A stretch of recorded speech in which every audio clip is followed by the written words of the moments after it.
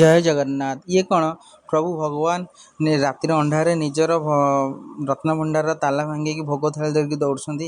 ଇଏ ହେଲା ପ୍ରଭୁଙ୍କର ଗୋଟେ ଅନ୍ୟତମ ଭକ୍ତ, ତାଙ୍କର କାହାଣୀ। ଇଏ ହେଉଛି ଆମର ଓଡ଼ିଶାର ବହୁତ ଯାଜପୁର ଗାଁରେ ରହୁଥିବା ବନ୍ଧୁ ମହାନ୍ତିଙ୍କର କାହାଣୀ। ବନ୍ଧୁ ମହାନ୍ତି ଯିଏକି ଭଗବାନ ଜଗନ୍ନାଥଙ୍କୁ ସେ ବହୁତ ଭକ୍ତି କରନ୍ତି ଆଉ ତାଙ୍କୁ ନିଜର ବନ୍ଧୁ ବୋଲି ଭାବନ୍ତି। ସେ ତାଙ୍କୁ ନିତ୍ୟ ପ୍ରାର୍ଥନା କରନ୍ତି ଆଉ ଗାଁରେ ସେ ଦିନ ଦୁଃଖୀ ହେଲେ ମଧ୍ୟ ଭଙ୍ଗା କୁଡ଼ିଆରେ ରହୁଥିଲେ ମଧ୍ୟ ସେ ସବୁବେଳେ ପ୍ରଭୁଙ୍କୁ ନିତ୍ୟ ପ୍ରାର୍ଥନା କରନ୍ତି। ତାଙ୍କ ସେବାରେ ସେ ଘର ବୁଲିକି 2-3ଟି ଘର ଭିକ୍ଷା ମାଗନ୍ତି। ଭିକ ମିଳିଲା ତ ଖୁସି, ନ ମିଳିଲା ବି ଖୁସି। ସେଇଥିରେ ସେ ତାଙ୍କ ପରିବାରକୁ ନେଇକି ଚଳନ୍ତି। କିନ୍ତୁ କୀର୍ତ୍ତନ କରିବା, ପ୍ରଭୁଙ୍କ ନାମ ନେବା ସେ କେବେ ଛାଡ଼ନ୍ତି ନାହିଁ। ତାଙ୍କ ମନରେ ସବୁବେଳେ ଆଶା ଥାଏ ସେ ଯେମିତି ହେଲେ ପ୍ରଭୁଙ୍କୁ ସେ ନିଶ୍ଚିନ୍ତ ପାଇବେ। ସେହି ଆଶାରେ ସେ ସବୁବେଳେ ଯୋଗ ଧ୍ୟାନ କରନ୍ତି। ଯେଉଁଠି ପାଇଲେ ସେ ଜାଗାରେ ଧ୍ୟାନ କରନ୍ତି, ବସନ୍ତି, ପ୍ରାର୍ଥନା କରନ୍ତି। ସବୁବେଳେ ପ୍ରଭୁଙ୍କୁ ସେ ଧ୍ୟାନ କରନ୍ତି। ଦିନକର କଥା କ'ଣ ହେଇଛି, ସେ ଧ୍ୟାନ କରୁ କରୁ ତାଙ୍କ ସ୍ତ୍ରୀଙ୍କୁ କହିଲେ, ଏବେ ଆମକୁ ପ୍ରଭୁ ଜଗନ୍ନାଥଙ୍କୁ ଦର୍ଶନ କରିବାକୁ ଯିବାକୁ ପଡ଼ିବ। ସେଠି ମୋ ବନ୍ଧୁ ଜଗନ୍ନାଥ ଅଛନ୍ତି, ଯିଏକି ସିଏ ଆମର ସମସ୍ତ ପ୍ରକାର ଦୁଃଖ ଶୁଣିବ। ତାଙ୍କ ସ୍ତ୍ରୀ ପ୍ରତିବଦ୍ଧା ହେଇଥିବାରୁ ସେ ତାଙ୍କ କଥାରେ ମାନିଗଲେ। କହିଲେ ହଉ, ଆପଣ ଯେମିତି କହିବେ ଆମେ ସେମିତିଆ କରିବୁ। କିନ୍ତୁ ଯାଜପୁରରୁ ପୁରୀ ଆସିବାଟା ବହୁତ ଦୂର, 4-5 ଦିନ ଲାଗିବ। ଭୋକ ଉପାସରେ ଚାଲିବାକୁ ପଡ଼ିବ, କିନ୍ତୁ ଆମେ ଯିବା। ସେଠୁ ରାତିରେ ସେ ଏକଥା ହୋଇକି ରାତିରେ ଏସବୁ କଥା ହେଲେ। ସେଠୁ ସକାଳୁ ବନ୍ଧୁ ମହାନ୍ତି ତାଙ୍କ ସ୍ତ୍ରୀଙ୍କ ସହିତ ଧରି ପିଲାମାନଙ୍କୁ ଧରି ଜଗନ୍ନାଥଙ୍କ ଦର୍ଶନ କରିବା ପାଇଁ ବାହାରି ପଡ଼ିଲେ। ବାଟରେ ଚାଲି ଯାଉଥାନ୍ତି। କେତେବେଳେ ଭୋକ ଲାଗୁଥାଏ, କେତେବେଳେ ଶୋଷ ଲାଗୁଥାଏ, କିନ୍ତୁ ସବୁବେଳେ ବନ୍ଧୁ ମହାନ୍ତି ପ୍ରଭୁଙ୍କୁ ପ୍ରାର୍ଥନା କରୁଥାନ୍ତି କି ପ୍ରଭୁ ମୋ ସ୍ତ୍ରୀ ମନରେ କେବେ ଯେମିତି ବିଶ୍ୱାସଟା ନ ଭାଙ୍ଗୁ, ସିଏ ମୋ ସ୍ତ୍ରୀର ବିଶ୍ୱାସ କେବେ ନ ଭାଙ୍ଗନ୍ତୁ।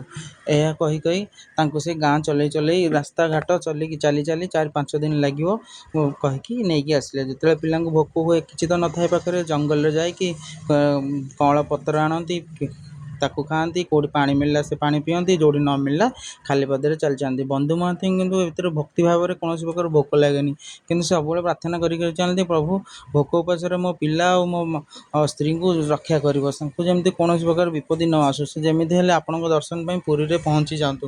ଏହା କହିକି ପ୍ରଭୁଙ୍କୁ ଡାକି ସେ ଚାଲି ପୁରୀରେ ପହଞ୍ଚିବା ପାଖାପାଖି ହୋଇଗଲେ। ଏବେ ପୁରୀରେ ସେ ପହଞ୍ଚିଗଲା ପରେ ସାଷ୍ଟାଙ୍ଗ ଦଣ୍ଡବତ ହୋଇ ପ୍ରଣାମ କଲେ। ଦେଖିଲେ ଯେ ପୁରୀରେ ବହୁତ ଗହଳି ଲାଗିଛି।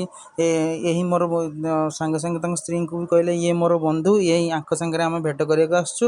ଇଏ ଯଦି ଆମକୁ ନ ଦେଖିଦେଲେ ଥରେ, ଆମର ଜୀବନ ଯାକର ସମସ୍ତ କଷ୍ଟ ଦୁଃଖ ଦୂର ହୋଇଯିବ କହିକି ଆଗକୁ ଯିବା ପାଇଁ କହିଲେ।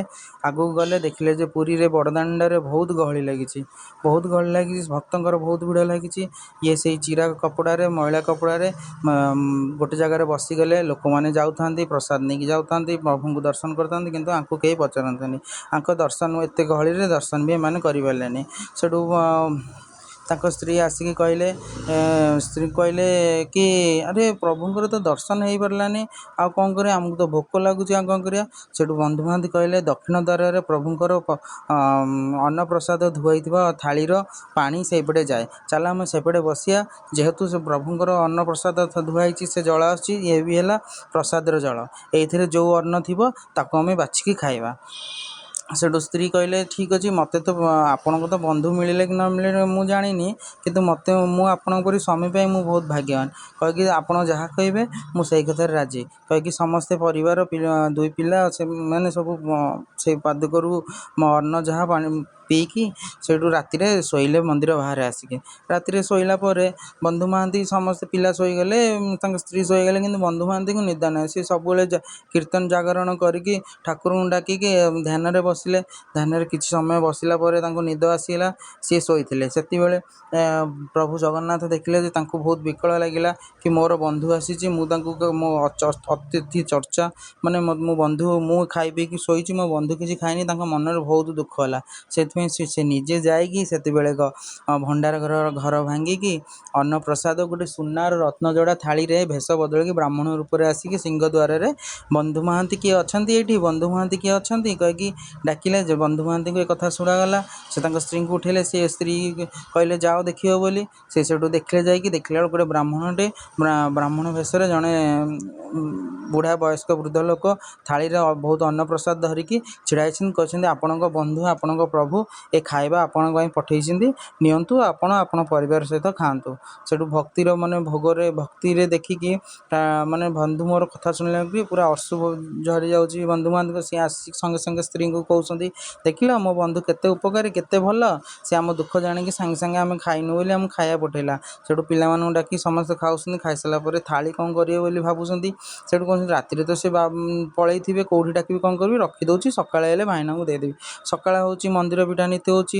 ମନ୍ଦିର ପିଠା ହେଲା ପରେ ଦେଖୁଛନ୍ତି ମନ୍ଦିର ତାଲା ପଡ଼ିଛି, କିନ୍ତୁ ଭଣ୍ଡାର ଗୃହ ସବୁ ବିଚ୍ଛିନ୍ନ ହେଇକି ପଡ଼ିଛି। ହୋ ହେଲା ଗାଁ ଜାଗାରେ, ପୁରୀ ସହରରେ ମନ୍ଦିରରେ ମାଟି ଯାଉଛି କି ମନ୍ଦିରରେ ଚୋରି ହେଇଯାଇଛି, ଆଉ ଚୋରି ହେଇଯାଇଛି, ଭଣ୍ଡାର ଘରେ ଚୋରି ହେଇଯାଇଛି, ସେ ଥାଳି ସୁନା ଥାଳି ରତ୍ନ ଥାଳିଟା ନାହିଁ। ଏମିତି ଖୋଜି ଖୋଜି ଆସିକି ବନ୍ଧୁବାନ୍ଧଙ୍କ ପାଖରେ ଲୋକ ପହଞ୍ଚନ୍ତି। ସମସ୍ତେ ପଚାରୁଛନ୍ତି ଏ ଥାଳି କେଉଁଠୁ ଆଣିଲ, ଏ ଥାଳି କେଉଁଠୁ ଆଣିଲ। ସେଠୁ ବନ୍ଧୁବାନ୍ଧବ କହୁଛି ମୁଁ କିଛି ଜାଣିନି। ସ୍ତ୍ରୀ କହୁଛି ଭଲ ବନ୍ଧୁ ତମେ ଖାଇବାକୁ ଦେଲ, ଆଉ ପୁଣି ମାରିବାକୁ ବି ମାଡ଼ ବି ମାରିବାକୁ ଦେଲ, ଏମିତି ବନ୍ଧୁ ଆପଣ କେମିତି ହେଲ ପ୍ରଭୁ, ମୋ ସ୍ୱାମୀକୁ ବଞ୍ଚାନ୍ତୁ। ସ୍ୱାମୀ କିନ୍ତୁ ବନ୍ଧୁ ମହାନ୍ତି କିନ୍ତୁ ସେ ଠିକ୍ ଜାଣିଛନ୍ତି ଏଇଟା ପ୍ରଭୁଙ୍କ ଲୀଳା। ଯେତେ ଲୋକ ମାରିଥାନ୍ତି ସେତେ ଜଗନ୍ନାଥଙ୍କୁ ଡାକୁଥାନ୍ତି, ଜୟ ଜଗନ୍ନାଥ ଜୟ ଜଗନ୍ନାଥ କହୁଥାନ୍ତି। ସେତେବେଳେ ତାଙ୍କୁ ମାଡ଼ର ଯେତେ ମାଡ଼ ହେଉଥାଏ ସେ ସେତେ ଖୁସି ହେଇକି କହୁଥାନ୍ତି ପ୍ରଭୁଙ୍କ କି ଲୀଳା, ମୋତେ ମାରୁଛନ୍ତି, ପୁଣି ଖାଇବାକୁ ବି ଦେଉଛନ୍ତି, ଇଆଡ଼େ ମାଡ଼ ବି ମାରୁଛନ୍ତି। ଏହା ଭାବିକି ସିଏ ପ୍ରଭୁଙ୍କୁ ଡାକି ଚାଲିଛି। ଏହା ମଧ୍ୟରେ ରାଜାଙ୍କର ସୈନ୍ୟ ବି ଆସିକି ପହଞ୍ଚିଯିବେ। ରାଜାଙ୍କ ସୈନ୍ୟ ପଚାରିବେ, କହ ତମେ ଚୋରି କାହିଁ କଲ, କେଉଁଠି ଏତେ ଗରିବ ଲୋକ ହେଇକି ତମେ କାହିଁ ଚୋରି କଲ, ଜଗନ୍ନାଥଙ୍କୁ କେମିତି ଗଲ, ଆଉ କେମିତି ଗଲ। ସେଠୁ ବନ୍ଧୁବାନ୍ଧବ କହୁଛନ୍ତି ଆମେ କିଛି ଜାଣିନି ଆଜ୍ଞା, ମୁଁ ରାତିରେ ଶୋଇଥିଲି, ଜଣେ ଆସିଲେ ଏଇ ଜାଗାରେ ମୋତେ ବନ୍ଧୁ ମହାନ୍ତି କିଏ ଅଛନ୍ତି କୁହ, ଡାକିଲେ, ମୁଁ ଆସିକି ଗୋଟେ ବ୍ରାହ୍ମଣ ଆମକୁ ଖାଇବାକୁ ଦେଲେ। ବନ୍ଧୁ ମହାନ୍ତି ସେ ସୈନିକ ସବୁ ବ୍ରାହ୍ମଣମାନଙ୍କୁ ଡାକି ବନ୍ଧୁ ମହାନ୍ତି ପଚାରୁଛନ୍ତି ଏଇ ସବୁ ବ୍ରାହ୍ମଣମାନେ ତ, ସେଇ ଏଇ ବ୍ରାହ୍ମଣ ଭିତରୁ କିଏ ତମକୁ ଡାକିଲା। ସେ ବନ୍ଧୁ କହୁଛନ୍ତି ଇଏ କେହି ନୁହଁ, ଆଉ କିଏ ଡାକିଥିବ। ଆଉ ସେଇଠୁ ସେ ସୈନ୍ୟ କହୁଛି ମନ୍ଦିରର ତ ସିଂହଦ୍ୱାର ତାଲା ପଡ଼ିଛି, ଇଏ ଚୋର ସେ ଭିତରକୁ ଗଲା କେମିତି, ଚୋରି କଲା କେମିତି। ଏହା କହିକି ଯେତେବେଳେ ସେ ଗୋଟେ ତାଙ୍କୁ ବାଡ଼େଇବାକୁ ପ୍ରୟାସ କରିଛନ୍ତି, ବନ୍ଧୁ ମହାନ୍ତି ଭଗବାନଙ୍କୁ ସ୍ମରଣ କରିଛନ୍ତି। ସେଠୁ ଭଗବାନ କ'ଣ କରିଛନ୍ତି, ସେତେବେଳେ ରାଜା ପ୍ରତାପ ରାଜ ଥିଲେ, ସେ ରାଜାଙ୍କ ସ୍ୱପ୍ନରେ ଆସିକି କହିଛନ୍ତି, ରାଜନ ତମେ ଏଇଠି ଶୋଇଛ, କିନ୍ତୁ ମୋର ପ୍ରିୟ ବନ୍ଧୁ ତାଙ୍କୁ ମୋ ସେବକମାନେ, ଆପଣଙ୍କ ସେବକମାନେ ମାଡ଼ ମାରୁଛନ୍ତି, କେମିତି ହେଲେ ଆପଣ ତାଙ୍କୁ ଯାଇକି ରକ୍ଷା କର। ଏହା କହିଛନ୍ତି। ତାପରେ ରାଜାଙ୍କୁ ଆଦେଶ ଦେଲେ ମହାପ୍ରଭୁ ଯାଅ, ଜଲ୍ଦି ଯାଅ, ମୋ ଭକ୍ତକୁ ବଚାଅ, ଆପଣଙ୍କ ସେବକଠୁ। ରାଜା ସେ କି ପ୍ରଭୁଙ୍କ ନୀଳା ଏପଟେ ମାଡ଼ ଖାଉଛନ୍ତି, ସେପଟେ ରାଜାଙ୍କୁ ପଠାଉଛନ୍ତି ଯାଅ ମୋ ଭକ୍ତକୁ ବଞ୍ଚାଇବ। ରାଜା ସେଇଠୁ ଆଉ ପ୍ରଭୁଙ୍କ ଆଦେଶ ପାଇ ଆଉ ନ ରହିପାରି ସେଇ ସଙ୍ଗେ ସଙ୍ଗେ ଉଠିକି ଦୌଡ଼ିକି ଚାଲିଲେ, ଖାଲି ପାଦରେ ଦୌଡ଼ିଲେ ଶ୍ରୀମନ୍ଦିରକୁ। ମନ୍ଦିରକୁ ଯାଇକି ଦେଖିଲେ ଦୀନବନ୍ଧୁ କିଏ, ଦୀନ ମହାନ୍ତି କିଏ, ବନ୍ଧୁ ମହାନ୍ତି କିଏ ଯାଇକି ସିଧାସଳଖ ଯାଇକି ବନ୍ଧୁ ମହାନ୍ତିଙ୍କ ପାଦ ତଳେ ପଡ଼ିଗଲେ। କି ଭାଗ୍ୟ ତମର, କି ଭାଗ୍ୟ, କି ଭକ୍ତ ତୁମେ ସାକ୍ଷାତ ପ୍ରଭୁଙ୍କ ଦର୍ଶନ ପାଇଲ, କି ଆମେ ସେ ଆପଣଙ୍କ ପାଦ ତଳେ ଦିଅ କହିକି ବନ୍ଧୁ ମହାନ୍ତି ପ୍ରଭୁଙ୍କ ଆଦେଶ ତମକୁ, ତମେ ଯେକୌଣସି ଜାଗା ପାଇଁ ଆପଣ ଏଇଠି ଶାସ୍ତି ପାଇଲେ, ସେଥିପାଇଁ ମୁଁ କ୍ଷମା ପାଉଛି, ମୋତେ କ୍ଷମା କର। ପ୍ରଭୁଙ୍କ ଆଦେଶ ତୁମେ ଆଜିଠୁ ଏ ପୁରୀ ସହରରେ ରହିବ, ଆଉ ପ୍ରଭୁ ଜଗନ୍ନାଥଙ୍କର ସମସ୍ତ ହିସାବ ଦେଖିବ, ମହାପ୍ରଭୁଙ୍କର ଆଦେଶ ହୋଇଛି। ଆଉ ସେଇ ଦିନଠାରୁ ତାଙ୍କ ବଂଶଜମାନେ ହିଁ ଆଜି ଯାଏଁ ହେଲାଣି ପୁରୀ ମନ୍ଦିରର ସମସ୍ତ ପ୍ରକାର ହିସାବ କିତାବ ସେମାନେ ସବୁ ଦେଖୁଛନ୍ତି। ଏ ହେଉଛି ବନ୍ଧୁ ମହାନ୍ତି ଓ ପ୍ରଭୁ ଜଗନ୍ନାଥଙ୍କର ଲୀଳା। ଏଇଥିରୁ ଆମେ ସ୍ପଷ୍ଟ ଜାଣିଛୁ ଯେ ଜଗନ୍ନାଥ